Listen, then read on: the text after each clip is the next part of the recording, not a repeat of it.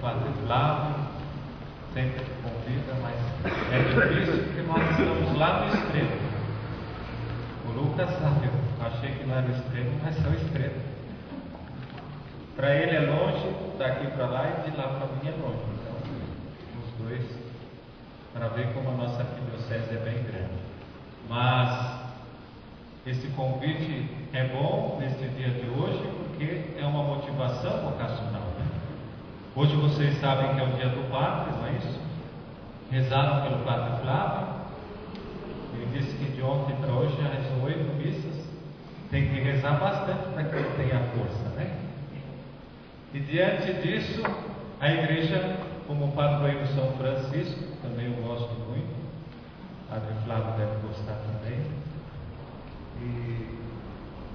e nesse sentido, nós, como padres, também fazemos a nossa parte, nos dedicando cada vez mais neste caminhar do reino de Deus, a produzir o reino de Deus. E é interessante que, quando nós percebemos no Evangelho de hoje, Jesus motiva a todos com o milagre da multiplicação dos pães. Mas antes disso, diz claramente que ele curou os doentes, a multidão estava junto e assim por diante. Nas semanas anteriores, com certeza vocês devem se lembrar que ele falava e pronunciava parábolas a respeito do reino dos céus, não é isso? Se lembram? Digam que sim. Sim. E ao lembrarmos das parábolas que ele contava sobre o reino dos céus, da semente de mostarda pequenina que cresce, do tesouro no campo, não é isso? Que se encontra, vende tudo e compra.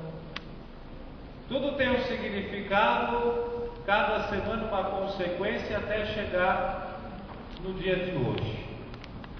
Porque hoje se motiva claramente o significado do ser cristão na produção do reino dos céus.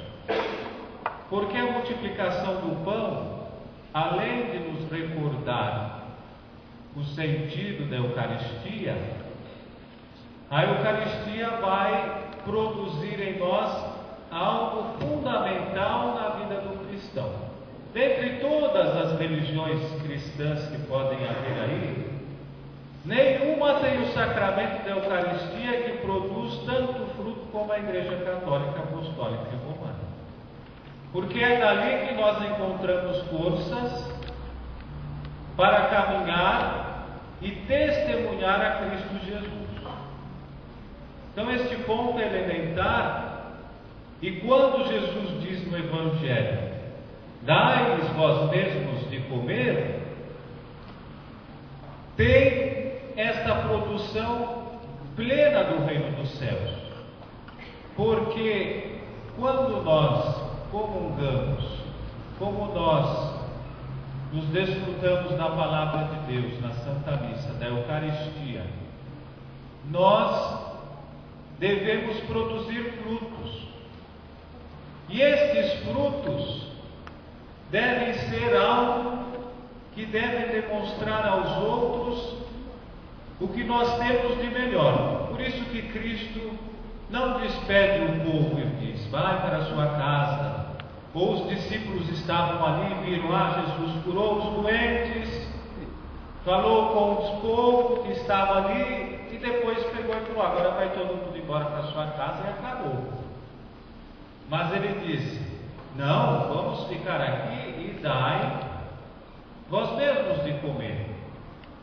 E nós, nos dias de hoje, devemos ter isto bem radicado na nossa vida de cristão. Não terceirizar as coisas. Porque o cristão batizado, ele deve produzir os frutos através da participação dos sacramentos, principalmente da Eucaristia. E aí que ele vai dar o alimento para o outro. E este alimento é o alimento da vida que nos diz São João. São João diz claramente que Jesus veio dar a vida em abundância, não é isso? Dar a vida plena, não é isso? Então ele não tira a vida de ninguém, ele quer dar a vida plena para o outro. E quando o Evangelho diz para nós, dai-nos vós mesmos de comer para os outros, ele não está dizendo que nós temos que pegar o pãozinho em casa ou dar uma cesta básica como algo bem filantrópico para tirar um peso da consciência que eu estou ajudando o pobre ou necessitado. Antes de tudo isso, Jesus disse uma frase muito importante, uma pequena palavra. Ele sentiu o quê? Compaixão. E compaixão é diferente de sentir dó, porque a gente está acostumado, né? Então tem lá um cachorrinho abandonado, a gente fala, tenho dó daquele cachorrinho abandonado, né? Ou vê uma pessoa que se machuca, tal, assim, ai, coitada dela, né? Está sofrendo, tenho dó dela. Mas sentir compaixão é aquilo que Jesus faz logo em seguida. Ele sente compaixão do povo e produz algo que favoreça a mudança daquele grupo. Então o cristão que dá o alimento ao outro, ele não sente dó do outro, mas a compaixão, ele ajuda o outro. Então se ele vê o pobre necessitado, ele não sente dó do pobre necessitado, mas ele quer ajudar e faz algo para ajudar. Uma pessoa que está triste, desolada, o cristão, ele escuta, ele acolhe, participa da vida do outro, é amigo, é fraterno, reza pelo outro, e a mudança de vida acontece. Pelo contrário, quando nós não damos o alimento para o outro, nós tiramos a vida do outro. Então, fazer fofoca é tirar a vida do outro. Rivalidades, invejas, discórdias, injustiças. O cristão que faz isso, ele usurpa do outro a vida e não dá o alimento para o outro.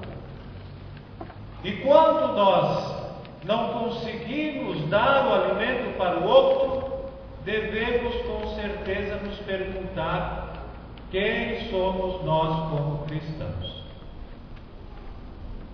Porque se o cristão não consegue produzir nada de frutos, no sentido que o Evangelho diz, de dar o alimento para o outro, então ele se torna inútil. O cristão que não é capaz de favorecer nada, produzir o bem, praticar alguma coisa, ajudar em alguma coisa, perdeu a função do Evangelho. Por isso que nos Atos dos Apóstolos, lá pelo capítulo 10, todo aquele grupo que seguia o Messias foram reconhecidos como cristãos. Por quê? Porque faziam as coisas como Cristo fazia. E se hoje somos reconhecidos como cristãos, e muito mais como cristãos, cristãos católicos, apostólicos e romanos, nós devemos testemunhar o projeto de Jesus Cristo. E é justamente isso que Jesus coloca quando ele está reunido com os seus. Ele motiva os discípulos, ele motiva os seus seguidores, mas não quer que os seguidores fiquem dependentes deles para o resto da vida. É assim como a mãe e o pai com os seus filhos. Veja lá o vocacionado. Por mais que a mãe chore que ele foi para o seminário lá do outro lado da cidade, o pai, ele vai se tornar uma pessoa madura, vai crescer, no futuro pode ser padre, vai ser responsável e vai produzir frutos. Isso motiva os pais porque cresceu e amadureceu. Nenhum pai, nenhuma mãe quer o filho com 50 anos do lado, dependente e assim por diante. Quer que esteja junto com o companheiro, mas quer que se crie uma responsabilidade e tome rumo na vida. E é assim que Cristo faz. Que os seus possam produzir frutos. E frutos que possam dar testemunho da vida cristã. E nesta motivação, nós só ganhamos forças porque Jesus Cristo está conosco. E quando nós nos deparamos com a Eucaristia, devemos estar cientes de que ela nos dá o ânimo e a projeção para sermos mais em Cristo Jesus. Eu me lembro que eu fui fazer uma primeira comunhão, então uma criancinha lá que ia fazer a primeira comunhão, a criança tinha seus 10 anos, chegou para mim e falou: Padre, eu não quero mais fazer a primeira comunhão. Eu falei: nossa, o que aconteceu que você não quer mais fazer a primeira comunhão? Daí ele falou assim: Padre, é porque a minha mãe e minha avó recebem a comunhão e voltam para o banco e ficam chorando, tristes, aquilo deve fazer um mal e eu não quero. Eu falei: ah, é?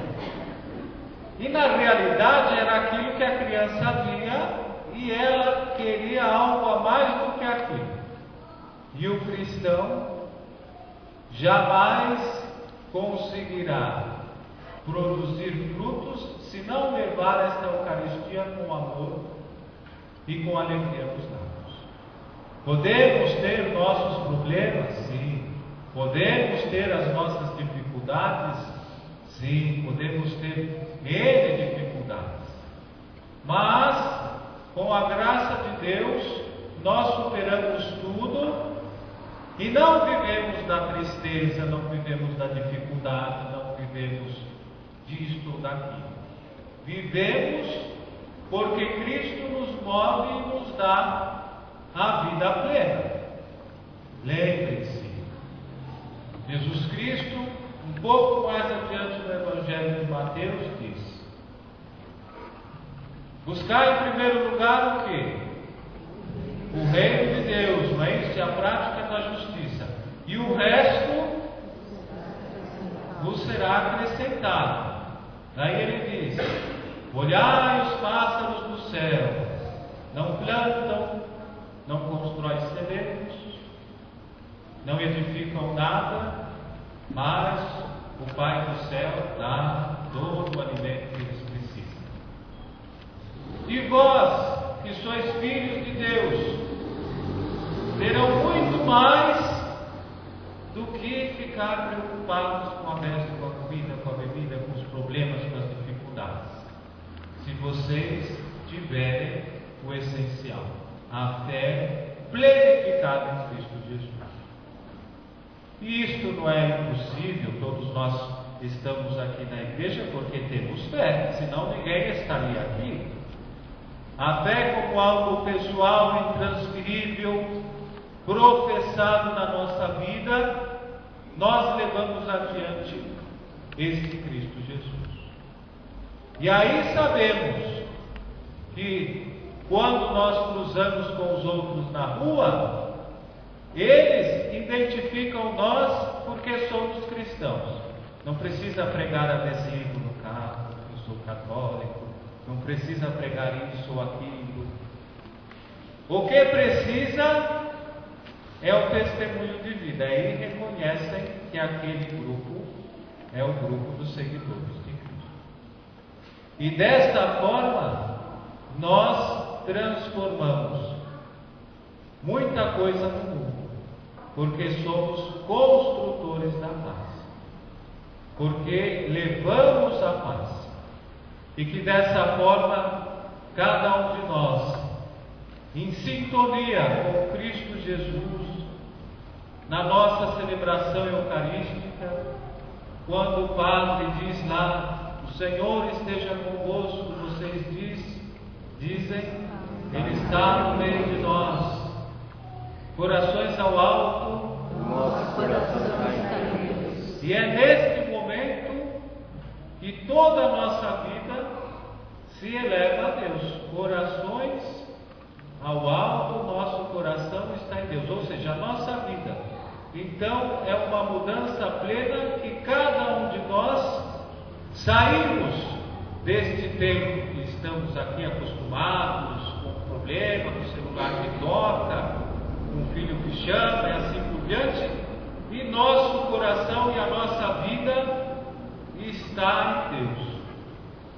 E ali nós modificamos muita coisa porque queremos caminhar com Ele. E neste dia do Padre, que rezamos pelos padres, pelos bispos, pelo nosso Papa, pelas vocações sacerdotais, e possamos cada vez rezar para que eles tenham forças para construir cada vez mais este reino dos céus.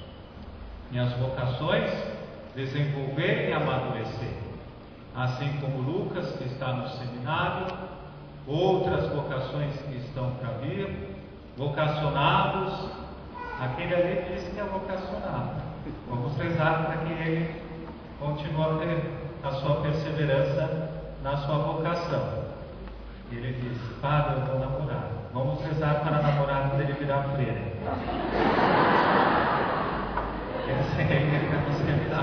Podemos rezar, né? Nesse sentido, Deus possibilita caminhos novos, que possamos cada vez mais crescer no seu amor. Louvado seja o nosso Senhor.